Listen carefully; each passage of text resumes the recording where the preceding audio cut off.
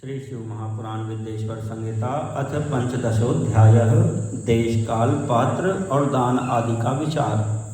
ऋषयुचुः देशादीन क्रमशो ब्रूहि सूत सर्वार्थवित्तम।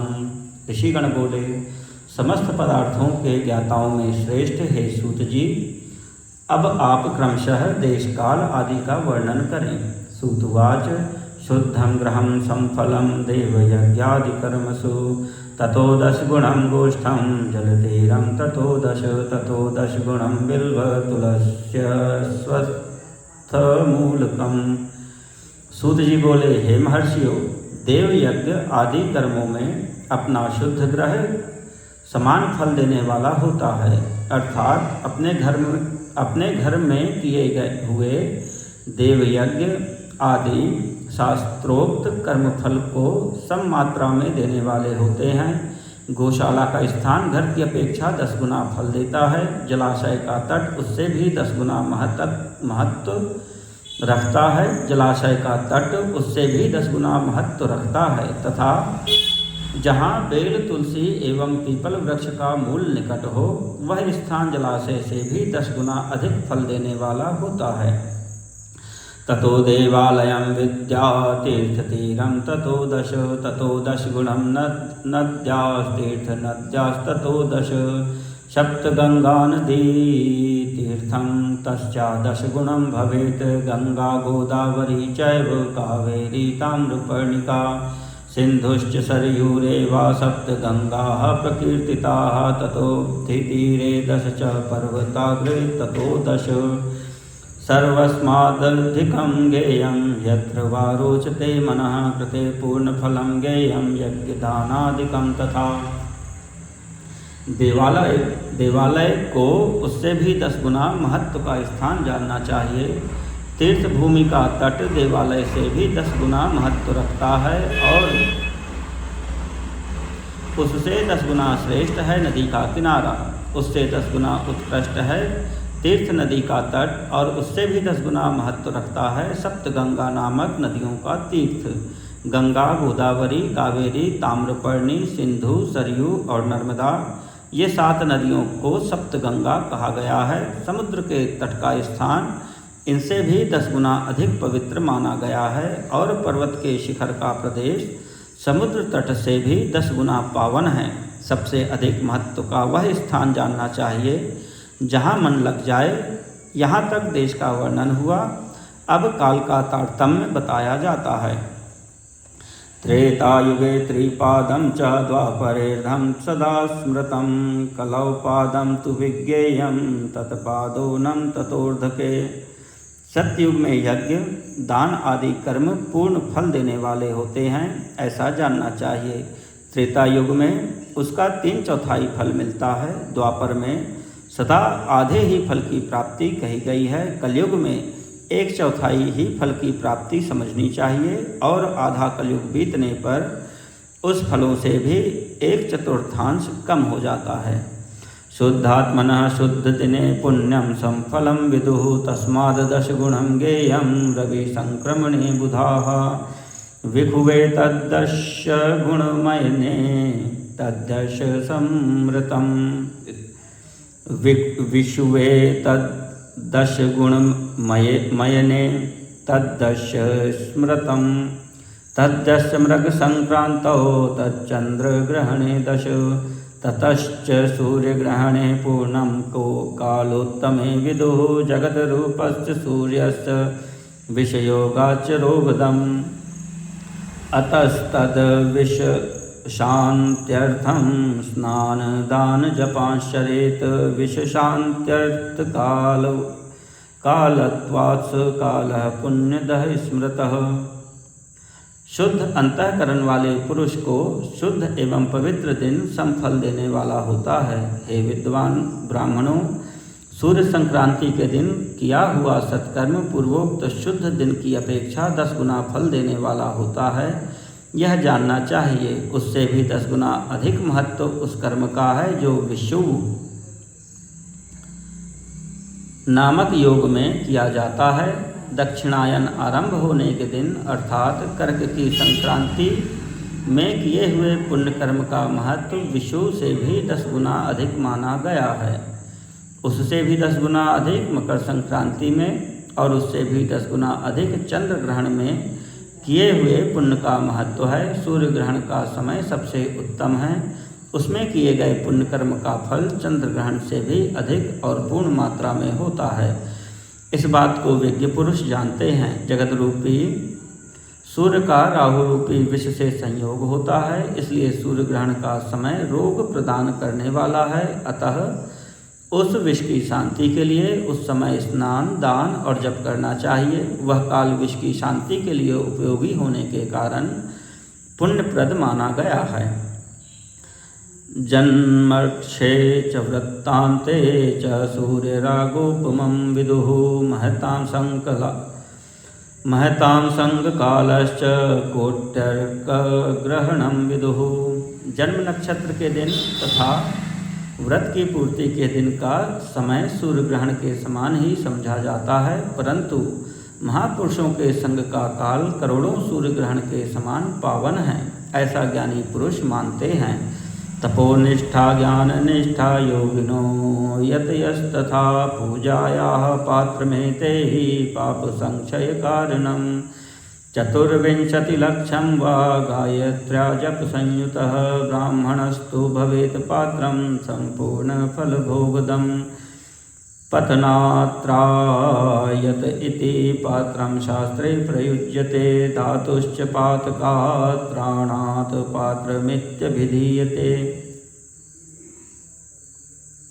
जन्म नक्षत्र के दिन तथा व्रत की पूर्ति के दिन का समय सूर्य ग्रहण के समान ही समझा जाता है, परंतु महापुरुषों का संग का काल करोड़ों सूर्य ग्रहण के समान पावन है, ऐसा ज्ञानी पुरुष मानते हैं। तपोनिष्ठ योगी और ज्ञाननिष्ठ यति ये पूजा के पात्र हैं, क्योंकि ये पापों के नाश में कारण होते हैं। जिसने 24 लाख गायत्री का जप कर लिया हो वह ब्राह्मण भी पूजा का पात्र है। उसका पूजन संपूर्ण फलों और भोगों को देने में समर्थ है। जो पतन से त्राण करता अर्थात नरक में गिरने से बचाता है, उसके लिए इसी गुण के कारण शास्त्र में पात्र शब्द का प्रयोग होता है। वह दाता को पाप से त्राण प्रदान करने के कारण पात्र कहलाता है।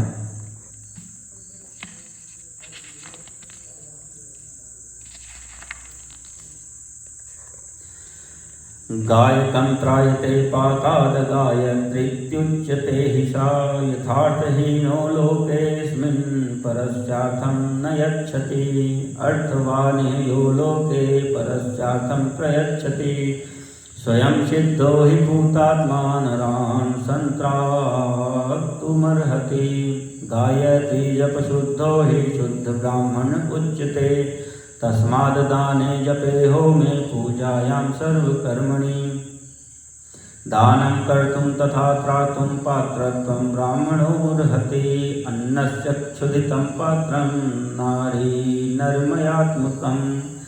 गायत्री अपना गान करने वाले का अधोगति से त्राण करती है, इसलिए वह गायत्री कहलाती है। जैसे इस लोक में जो धनहीन है वह दूसरों को धन नहीं दे सकता, जो यहाँ धनवान है वही दूसरे को धन दे सकता है, उसी तरह जो स्वयं शुद्ध और पवित्र आत्मा है वही दूसरे मनुष्यों का त्राण या उद्धार कर सकता है। जो गायत्री का जप करके शुद्ध हो गया है वही शुद्ध ब्राह्मण कहा जाता है। इसलिए दान, जप, होम, पूजा इन सभी कर्मों के लिए वही शुद्ध पात्र है। ऐसा ब्राह्मण ही दान लेने तथा रक्षा करने की पात्रता रखता है। ब्राह्मणं श्रेष्ठमाहूय यत्कालेषु समाहितं तदर्थं शब्दमर्थं वा सद्बोधकमभीष्टदम् इच्छावतः प्रदानं च सम्पूर्णफलदं विदुः यत् प्रश्नानन्तरं दत्तं तदर्धफलदं विदुः यत् सेवकाय दत्तं स्यात् तत्पाद फलदं विदुः जातिमात्रस्य विप्रस्य दीनवृत्ते द्विजर्षभाः दत्तमर्थं हि भोगाय भूर्लोके 10 वार्षिकं वेदयुक्तस्य विप्रस्य स्वर्गे हि 10 वार्षिकम्। स्त्री हो या पुरुष, जो भी भूखा हो वही अन्नदान का पात्र है। श्रेष्ठ ब्राह्मण को समय पर बुलाकर उसे धन अथवा उत्तम वाणी से संतुष्ट करना चाहिए। इससे अभीष्ट फल की प्राप्ति होती है। जिसको जिस वस्तु की इच्छा हो उसे वह वस्तु बिना मांगे ही दे दी जाए तो दाता को उस दान का पूरा पूरा फल प्राप्त होता है। ऐसी महर्षियों की मान्यता है। जो याचना करने के बाद दिया गया हो वह दान आधा ही फल देने वाला बताया गया है। अपने सेवक को दिया हुआ दान 1/4 फल देने वाला कहा गया है। हे विप्रवरो, जो जाति मात्र से ब्राह्मण है और दीनतापूर्ण वृत्ति से जीवन बिताता है, उसे दिया हुआ धन का दान दाता को इस भूतल पर 10 वर्षों तक भोग प्रदान करने वाला होता है। वही दान यदि वेदवेत्ता ब्राह्मण को दिया जाए तो वह स्वर्गलोक में देवताओं के 10 वर्षों तक दिव्य भोग देने वाला होता है। गायत्री जप युक्तस्य सत्ये 10 वार्षिकं विष्णु भक्तस्य विप्रस्य दत्तं वैकुंठदं विदुः। शिव भक्तस्य विप्रस्य दत्तं कैलासदं विदुः। तत्लोकोपभोगार्थं सर्वे खानदानमिष्यते। गायत्री जाप का ब्राह्मण को दान देने से, गायत्री जापक ब्राह्मण को दान देने से सत्यलोक में 10 वर्षों का पुण्य भोग प्राप्त होता है और विष्णु भक्त ब्राह्मण को दिया गया दान वैकुंठ की प्राप्ति कराने वाला माना जाता है, जाना जाता है। शिव भक्त विप्र को दिया हुआ दान कैलाश की प्राप्ति कराने वाला कहा गया है। इस प्रकार सबको इन लोकों में भोग प्राप्ति के लिए दान देना चाहिए। दशांगमन्नं विप्रस्य भानुवारे ददन्नरः परजन्मनि चारोग्यं 10 वर्षं समश्नुते। बहुमानमथाह्वानं भ्यङ्गं पादसेवनं वासो गन्धाद्यर्चनं च घृतापूपरसोत्तरं खड्रसंव्यञ्जनं चैव ताम्बूलं दक्षिणोत्तरं नमश्चानुगमश्चैव स्वर्णदानं दशांगकम्। रविवार के दिन ब्राह्मण को दशांग अन्न देने वाला मनुष्य दूसरे जन्म में 10 वर्षों तक निरोग रहता है। बहुत सम्मानपूर्वक बुलाना, अभ्यंग, चंदन आदि पाद सेवन, वस्त्र गंध आदि से पूजन, घी के मालपुए आदि सुंदर भोजन, छहों रस व्यंजन, दक्षिणा सहित तांबूल, नमस्कार और जाते समय अनुगमन, ये अन्नदान के 10 अंग कहे गए हैं। दशांगमन्नं विप्रेभ्यो 10भ्यो वै ददन्नरः अर्कवारे तथारोग्यं 100 वर्षं समश्नुते। सोमवारादिवारेषु तत्तद्वारगुणं फलम्। सोमवारादिवारेषु तत्तद्वारगुणं फलम्। अन्नदानस्य विज्ञेयं भूलोके परजन्मनि। सप्तस्वपि च वारेषु 10भ्यश्च दशांगकम्। अन्नं दत्त्वा 100 वर्षमारोग्यादिकमश्नुते। एवं 100 विप्रेभ्यो भानुवारे ददन्नरः सहस्रवर्षमारोग्यं सर्वलोके समश्नुते।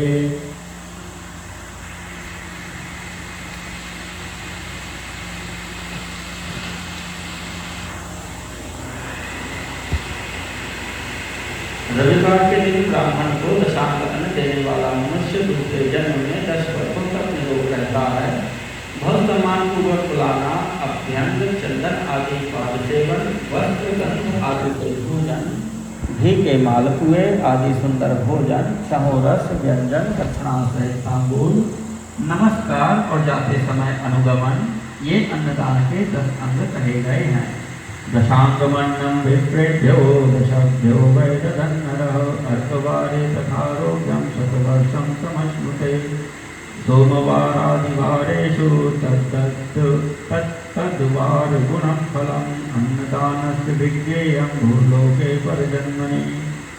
सप्तस्वपि च वारेषु 10भ्यश्च दशांगकम्। अन्नं दत्त्वा 100 वर्षमारोग्यादिकमश्नुते।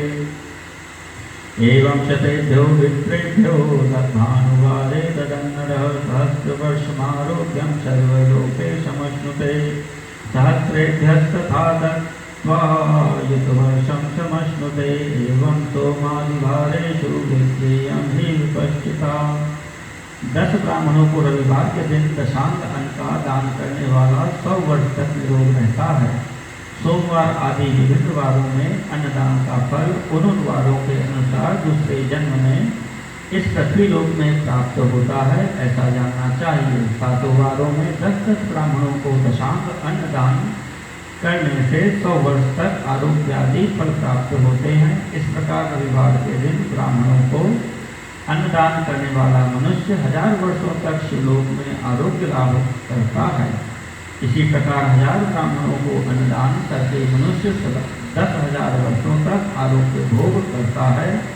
विद्वान को सोमवार आदि दिनों के विषय में भी ऐसा ही जानना चाहिए। भानुवारे सहस्राणां गायत्री पूतचेतसाम् अन्नं दत्त्वा सत्यलोके आरोग्यादि समश्नुते अयुतानां तथा दत्त्वा विष्णुलोके समश्नुते अन्नं दत्त्वा तु लक्षाणां रुद्रलोके समश्नुते।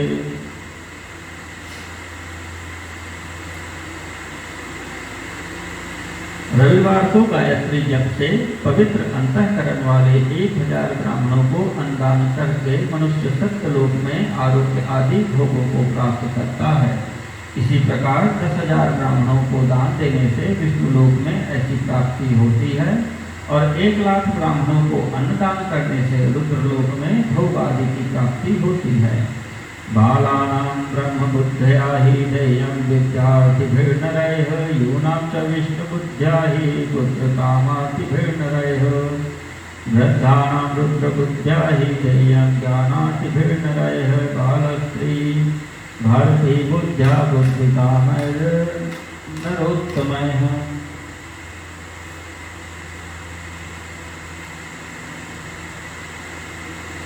लक्ष्मी बुद्ध्या युवस्त्रीषु भोगकामैर्नरोत्तमैः वृद्धासु पार्वती बुद्ध्या देयमात्मार्थिभिर्जनैः।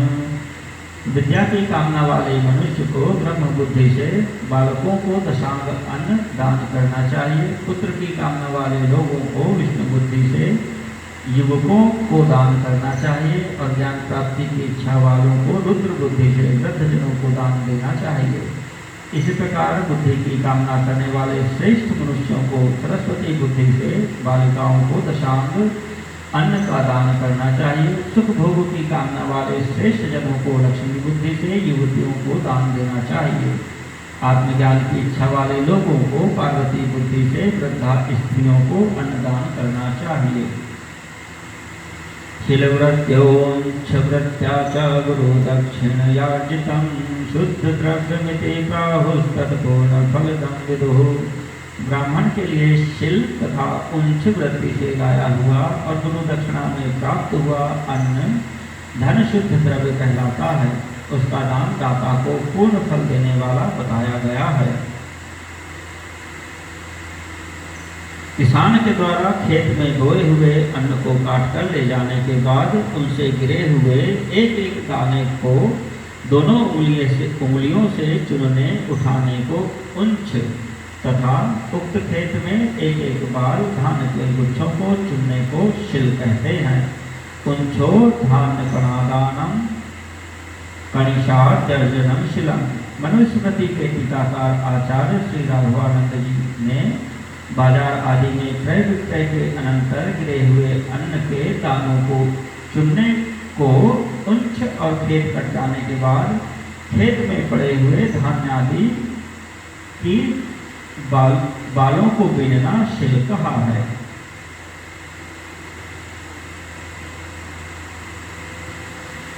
शुक्ल प्रतिग्रहादत्तं मध्यमं द्रव्यमुच्यते कृषिवाणिज्यकोपेतं धमं द्रव्यमुच्यते। शुद्ध शुक्ल प्रतिग्रह दान में मिला हुआ द्रव्य मध्यम द्रव्य कहलाता है और खेती व्यापार आदि से प्राप्त धन अधम द्रव्य कहा जाता है। क्षत्रियाणां विषां चैव सौरवाणिज्यकार्जितम् उत्तमं द्रव्यमित्याहुः शूद्राणां धृतकार्जितम् स्त्रीणां धर्मार्थिनां द्रव्यं पैतृकं भर्तृकं तथा नवादीनां द्वादशानां चैत्रादिषु यथाक्रमम्। क्षत्रियों का शौर्य से कमाया हुआ, वैश्यों का व्यापार से कमाया हुआ और शूद्रों का सेवा वृत्ति से प्राप्त किया हुआ धन भी उत्तम द्रव्य कहलाता है। धर्म की इच्छा रखने वाली स्त्रियों को जो धन पिता और पति से मिला हुआ है उनके लिए वह उत्तम द्रव्य है।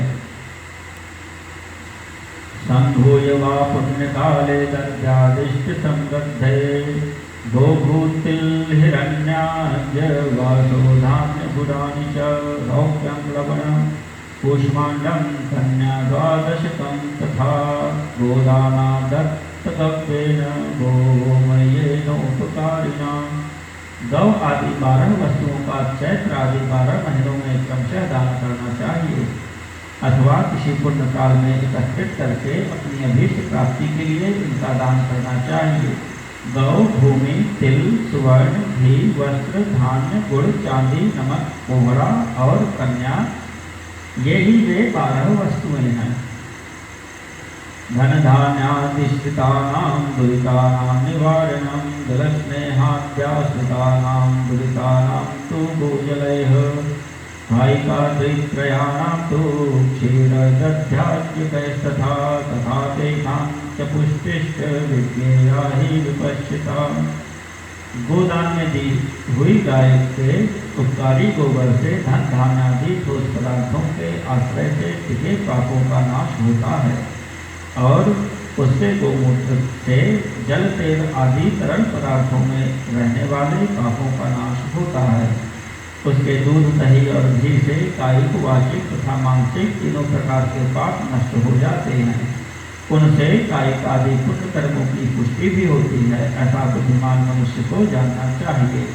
भूदानं तु प्रतिष्ठार्थमिहिता मुत्र च द्विजाः सददानं बलार्थं हि सदा मृत्युञ्जयं विदुः हिरण्यं जठराग्नेषु रद्धितं वीरदं तथा आज्यं पुष्टिकरं विद्याद् वस्त्रमायुष्करं विदुः